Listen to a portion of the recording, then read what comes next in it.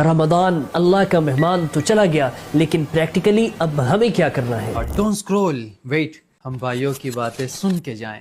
रमजान एक training programme था जिसमें हमने सब्र सीखा, इबादत सीखी, खुद को कंट्रोल करना सीखा, हर दिन अपने दिल को अल्लाह के करीब लाने की प्रैक्टिस की। आप मुझे बताएं, ऐसा सुकून आपने जिंदगी में कभी और महसूस किया है? नहीं किया होगा। तो फिर सवाल ये है, क्या ये चेंज यहीं तक था, अब सब खत्म, या फिर इस सुकून को, इस बंदगी को हम अपनी लाइफस्टाइल बना पाएंगे? एक बात का सीरियसली सेल्फ चेक रखना होगा कि हमारी नमाज अब भी वही रूटीन में चल रही है या धीरे धीरे कम हो रही है। कुरान के साथ हमारा जो एक कनेक्शन बना था वो स्ट्रांगली मेंटेन हो रहा है या सिर्फ वो रमजान तक ही लिमिटेड था? क्योंकि इंसान अगर खुद का हिसाब ना रखे तो उसका सेल्फ इम्प्रूवमेंट नहीं होता।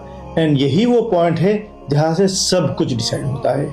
बिल्कुल, और यहीं से ही रियलिटी चेक शुरू होता है। रमजान में हमें इबादत आसान लगती है क्योंकि माहौल साथ देता है, लेकिन रमजान के बाद यही चीज सबसे बड़ा चैलेंज बन जाती है। सच ये है कि अल्लाह ने सिर्फ एक महीने की नहीं बल्कि पूरी जिंदगी की इबादत को फर्ज करार कर दिया है, इसलिए ये वक्त असली इम्तिहान का है। और जब इम्तिहान हो तो हमें एक स्ट्रॉन्ग अप्रोच लेनी चाहिए। इस्लाम हमें परफेक्ट होने का नहीं कहता, बल्कि डे बाय डे बेटर होने का रास्ता देता है। रोज थोड़ा कुरान, थोड़ी तिलावत और अपनी नमाज की हिफाजत, यही वो छोटी छोटी आदतें हैं जो मिलकर बड़ी कामयाबी बनती हैं और धीरे धीरे इंसान को स्ट्रॉन्ग बना देती हैं। और इसी स्ट्रॉन्ग इंसान के लिए ईद का दिन एक सेलिब्रेशन है।